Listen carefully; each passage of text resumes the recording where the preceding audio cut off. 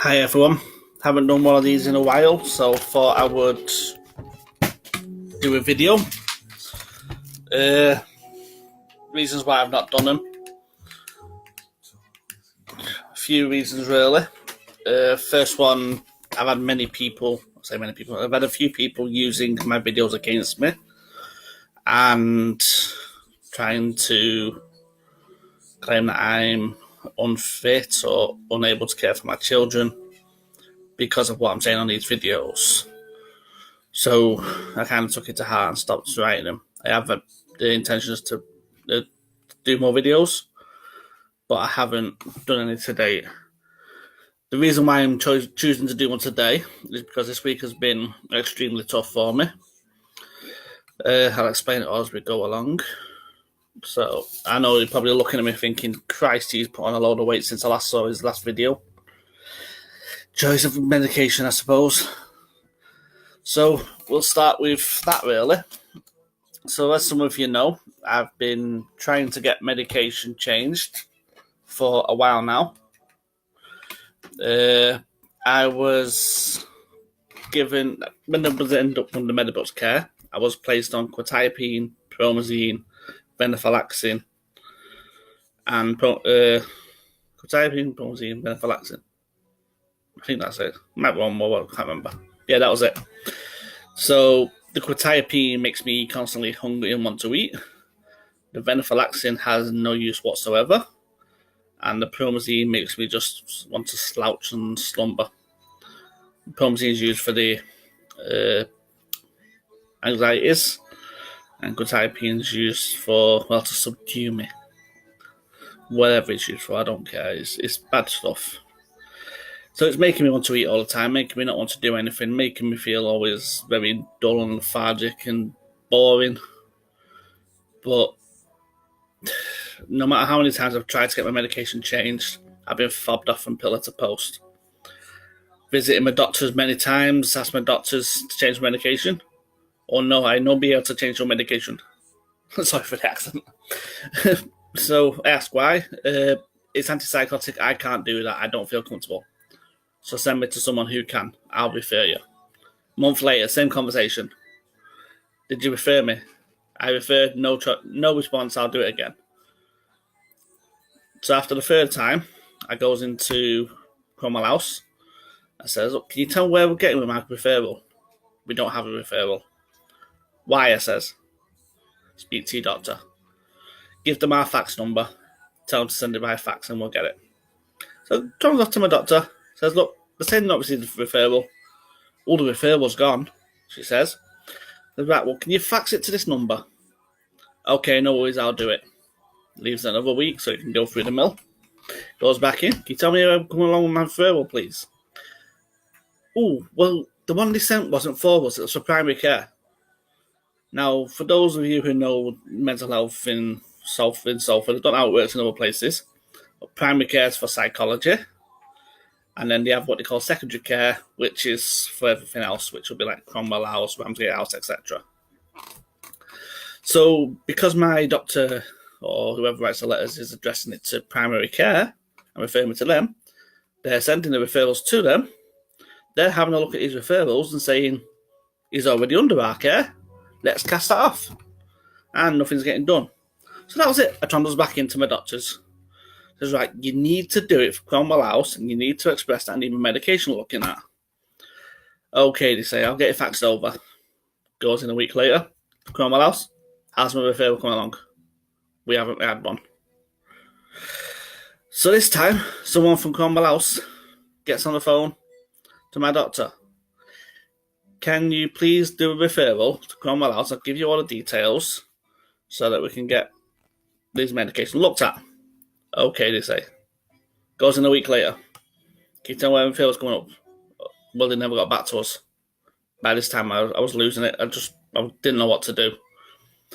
And it had also been put through psychological evaluation. So I has the usual evaluation appointments. I think it's about 6 or 8. And at the end of it, I'm told, we can't give you any psychological help. You need to go under secondary care. So does that mean Cromwell House, I asks? Yes. I'm going to be writing the letter up and get it sent across. Can you do it as soon as possible, because my medication is really getting to me and it's affecting my personality and who I am. It's affecting my life and it's not giving me a good active lifestyle. Okay, she says. So she does that. She sends it over. Goes over. I went in on Wednesday I went in. So yesterday. I went in yesterday and I says to her, last behind the counter, can you tell me what's happened with my application? Oh, we received your referral this time. We've booked you an appointment. Now, bear in mind this was on the 1st of August. Okay, it says, when's my appointment? 8th of October. So I've got to wait another 9 weeks. Unfortunately, that's our nearest appointment. What the hell? So all of the messing about and stupid actions, and I've got to wait yet another 9 weeks before my medication get reviewed.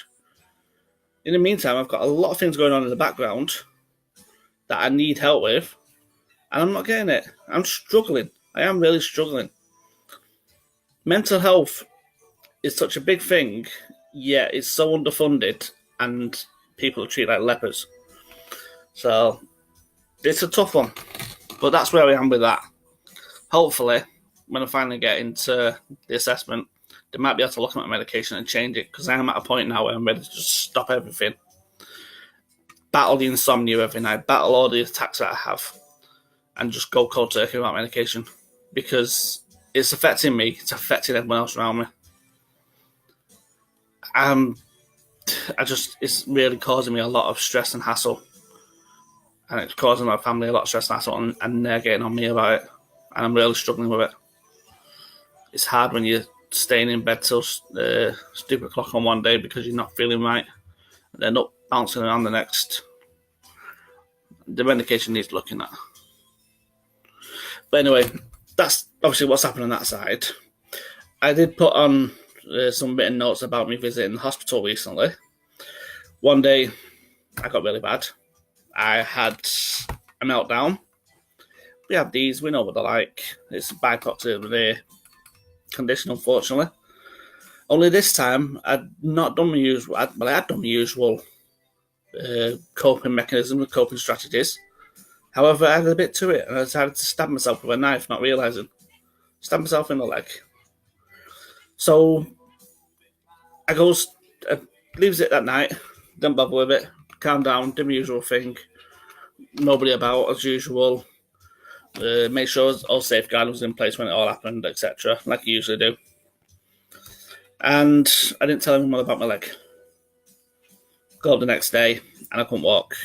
My leg kept on collapsing from underneath me. As soon as I leaned on it, it would go from underneath me. My head was spinning, I felt dizzy, because I must have hit myself really hard, and my hand was hurting, so I must have really hit myself with a full knuckle punch. Now, for those who don't know, my self-harming strategies, I hit myself in the head with my hands, or I hit my legs. I do this for coping mechanisms to get through day to day. The reason why I hit my head is because of all the flashbacks and nightmares that I sustain each day. And the reason why I hit my leg is because I struggle to cope with general situations. I'm getting better at the moment, but they are fluctuating as it is. But yeah, so this time I'd woke up and I said I'm in pain. So for this part of that, I need to go to the hospital. Why? She says, so shows in my leg. Obviously she starts flapping because I didn't tell her. But hey, it is what it is. I don't tell anyone anything when I usually do it. Not until it's too late anyway. So it goes off to Trafford General Hospital. A hospital that I know very well from a young age, but it's now turned into a walk-in centre and doctors.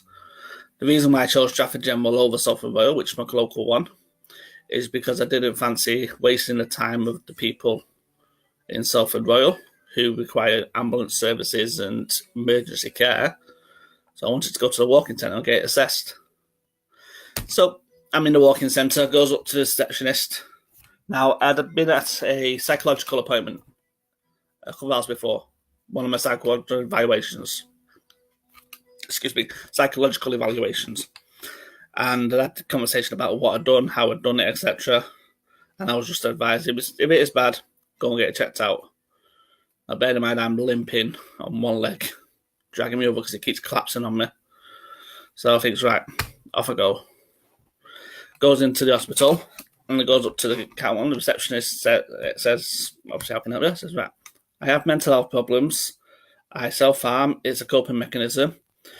I just need to get some wounds checked out because I think I went a bit too much yesterday. Right, she says, okay, do you need to speak to the crisis team?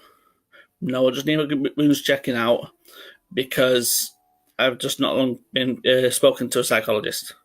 Okay, she says, take a seat. But it's there for about 25 minutes, 30 minutes, gets shouted into triage. Now, goes into triage, and the nurse turns around and says, how can I help you? So, at the first time, I said, right, I have mental health problems, I self-harm. I self-harmed last night, and I caused a bit more damage than I expected. I just want to get the wounds checked out. Face drops. Okay, she says. Can I check your blood pressure? Checks her blood pressure. My blood pressure is extremely high. It is because of the medication anyway. So then she just ushers me. She goes, right, come with me. And ushers me into like a cubicle. And so I'm sat in the cubicle. And then next thing you know, she comes in behind me. And she's taking every single pipe, every single tubing, every single cabling out of the cubicle you can think of. Removing everything. And then trundles off. So we sat there thinking, what the hell's going on? Why am I here still here? This isn't usually what happens. Usually I'd be sent down for an x-ray or sent down for a scan to check it first, or a doctor will come and have a look at it. But no, I'm just sat there, twiddling my thumbs, not knowing what's going on. People kept on coming in, going out, or sitting there watching me. So I'm getting a bit nervous. And then a nurse comes in, opens, oh, I didn't know you were here. Goes back out, comes back in, I need to move you. So she moves me to a section around the corner. And then, next thing I know, this nurse comes back. She's there grabbing the pipes, grabbing bags, grabbing masks, grabbing cables, you name it, she's grabbing it out of there. And then every time there's a doctors and nurses coming in and out, she's constantly checking on me. Now, this is starting to get me a bit agitated. I'm getting a bit nervous. Partner's in and out, going for cigarettes. And I'm getting more and more nervous because every time she goes out, they come flapping around and they're constantly watching me. And then, after about 40 minutes, lady comes up, Greater Manchester Mental Health, lanyard around the neck, introduces herself. I'm a crisis nurse. I believe you've been self-harming. Can we talk about it? And by this time, I'm confused. That's not what I've asked for. That's not what I'm here for. She goes, can we come off to another room? Takes me off to yet another room. She then goes, right, I need to go and speak to a doctor or the nurse who put you in here. So off she trundles. Next thing I know, the magpie's back again, the nurse. She's there pulling all the cables out, pulling all the plugs out, pulling everything out. And she looks at me, she goes, you can understand why I'm doing this, can't you? So I just looked at her and went, no.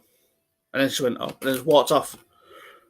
Now, that really got to me. She hadn't asked me at one point anything that the receptionist asked me. Or the receptionist mustn't have noted it down. She hadn't asked me how I was or where I was in mental state, where my mental mind was. Instead, she'd automatically assumed the worst, locked me away, and started pulling cables out, thinking I'm going to top myself or hang myself in the middle of the hospital. At no point did she discuss or chat with me at all. And this had me feeling really, really down, really, really unappreciated, really unwelcome there. I just wanted to hide away in a corner. So this nurse comes down, this crisis nurse comes back, and I'm talking to her. I'm telling her exactly what I told them. Telling them that, look, this is my condition. I have PTSD. I have severe anxiety. I have severe depression. I struggle with general day-to-day activities and general day-to-day lifestyles. I need to vent sometimes when things get too bad. Last night was a bad night. I vented. I did my usual self-harming, which is clearly noted as self-harm by hitting my head. And I said, and only this time I stabbed myself and I didn't realise I'd done it. Because I was in an anxious mood. Right, she says, where do you feel now? I said, well, I've just come back out from a counselling session. I said, and I was told to come here to get it checked out. Oh, right. Do they know? I told the receptionist, but the nurse didn't want to know. Oh, right, she says. So she talks to me a bit longer, checking how I am, checking where I'm up to, asking me how things are going, etc. So tells her about my medication problems I'm having, stuff like that. But we have just general chat. She goes, right, off I go then. And then I can hear them talking outside. And first of all, I can hear my name being used. Now, that annoyed me straight away. But I could hear the nurse, the triage nurse, saying she refuses to speak to me or acknowledge me until they've checked that I'm sane and safe to do so. Seriously, that was just disgusting. That is exactly what she said. It really got to me, it really hurt me, it really made me feel worthless. She really had a big impact on me that night, and she made me feel so bad, it was unbelievable. And this is right, we've got to buddy put up with. They don't know my past, they don't know my history. They're probably not going to read all the notes. The mental health notes are kept completely different from the medical notes. She just assumed, and she was vicious about it. So she's there, I can hear them talking about me. I can hear them calling me. And then here's the doctor. Well, I didn't know he was a doctor at the time. I heard his voice say, what is it with all the crazies coming in? Is it because of the football yesterday? Now, he'd called me a crazy. That annoyed me. That really upset me. And then to top it off, is it because of the football yesterday? Another man who's ignorant, who's stupid, who's not knowing what he's doing. I mean, if you knew me, you'd understand that football's not really a thing that I follow anymore. I used to be big into football. But now I've backed off from it all. But he doesn't know that. They're not asking me, it's just assumed. And then they're still saying my name out there and calling me all these different things. And that's really frustrating me. And he comes in, and they've recognised the voice. It's only the doctor that's treating me. So I'm starting to get a bit frustrated now. This doctor's assuming he's calling me. He's been just a twat. He's refusing to even get eye contact with me. He says, I'm not touching your leg. It's not a big issue. You're not bleeding from your head, so I don't see that as a problem. So I'm not touching that. The only thing I'm concerned about is your hand. Go and get an x-ray. Sends me off to the x-ray. Now I'm getting a bit frustrated because they're not treating me. He's not looking at the problems that I've got, refusing to. So I'm stuck between a rock and a hard place. I can feel my leg constantly giving way underneath me and refusing to acknowledge it. Still does it now. And I'm dreading when it gets cold to see what it's like then. But he didn't want to bother or acknowledge it, and that really hurt me. So get the x-ray, come back, and he doesn't even take me to a keyboard or anything like that. Don't talk to me. He doesn't even look up from his computer. I tell him I'm back. He just looks at his computer, goes, it's fine, off you go. I said, right, so do you need a discharge or anything? No, go away. And that was how he treated me. I hated it. I felt like a proper leper.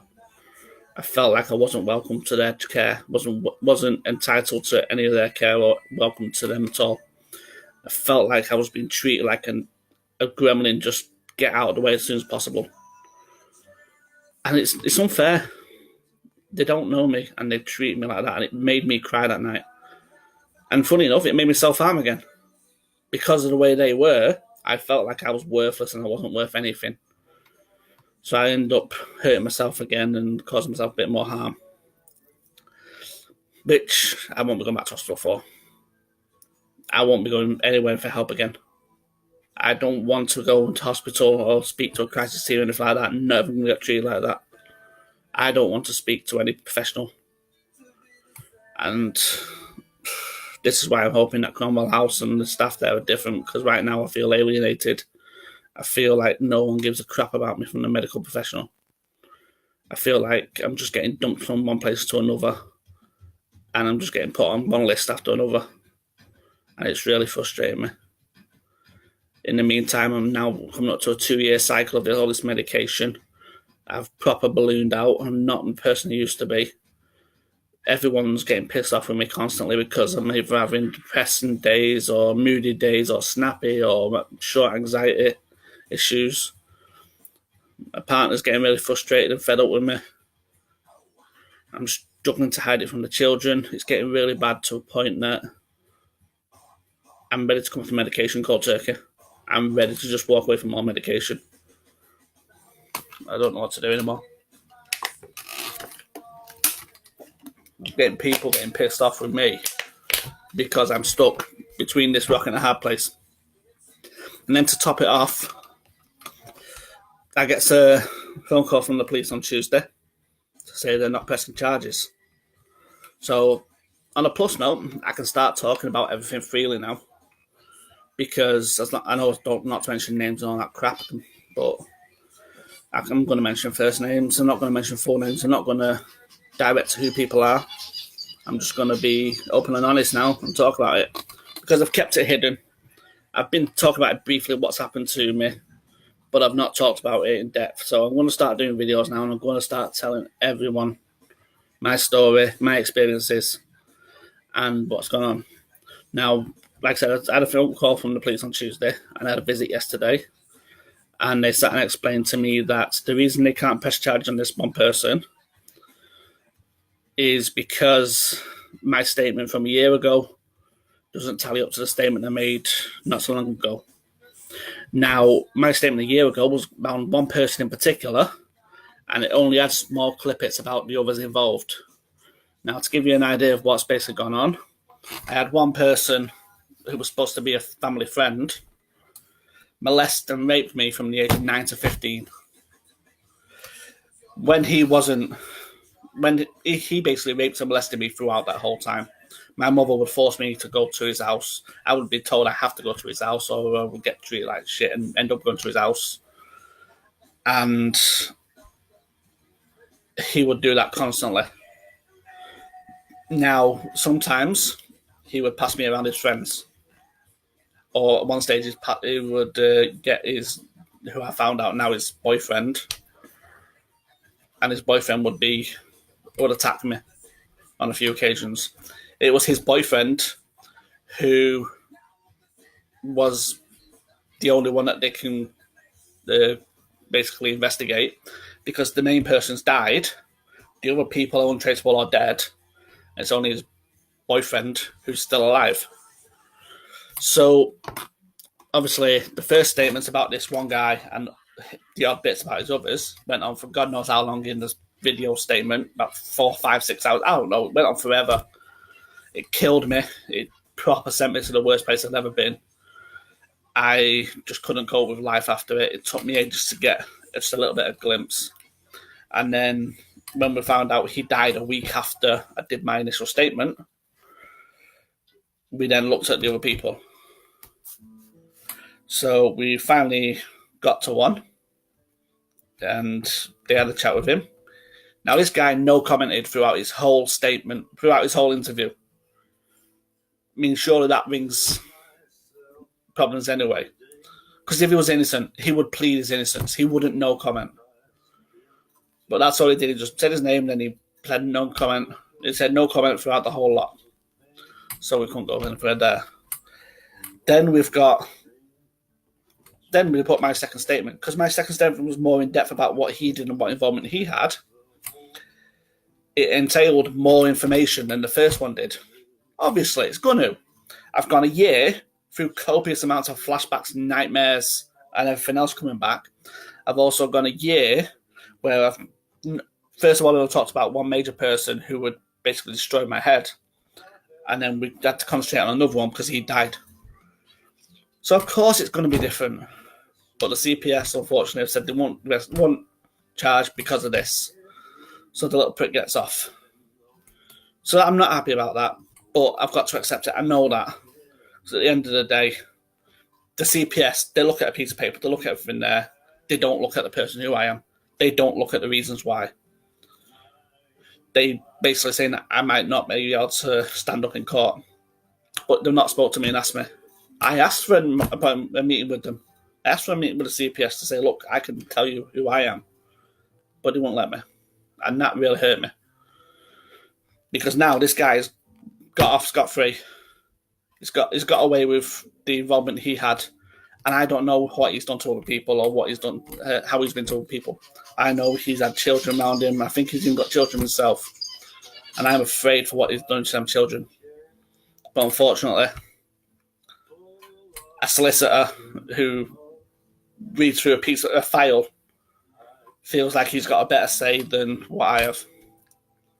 So that's left me feeling unbelieved and untrusted. It's also given me a big kick to the head. And it's knocked me for 6.